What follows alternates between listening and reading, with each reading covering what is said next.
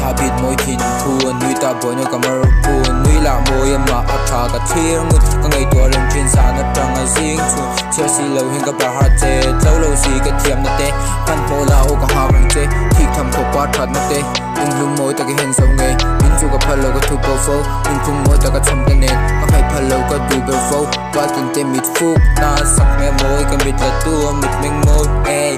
chik run na fu tho ta me moi ka du zong a tam lo ka du zong I thin lum ka thang zo ka shing nun ni kianga rum khata kan tar ku nang ka thil tum ka chianga kum khata kan par du nang ka dau zo min them tui nui mo min ne tu ka pulo I that na ka phal chuang lo that dang dan hero lo ka la changa ka ngai lo I phat na ei nui chunga kan tiam kha choi lo se ka thang to che wal dang ta na rem lo we I tau chang pun ka dem lo che mangai tun kat ne mang che kianga ding in lo chang pun bia ngai mi tui lon chang pun ngai to thin la kan chang won I sak mel te ka pu chang in diak thei lo jing ka boy ta thin I chiat na zonga ka bi chang in mu tor om lo ka lo machine ka ta na dam do tha ber ka nei che ka vitamin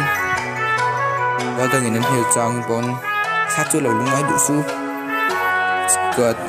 valang ta na busy tak ka ta ne ro chuan easy tak sak mel cho lo ning chang po a pe hel om lo fuck a lo a chel ber lai le bor som bon tuk to nom lo zing to a top na no sak mel tha veng tin na lo mi lo veng tin na lo mi lo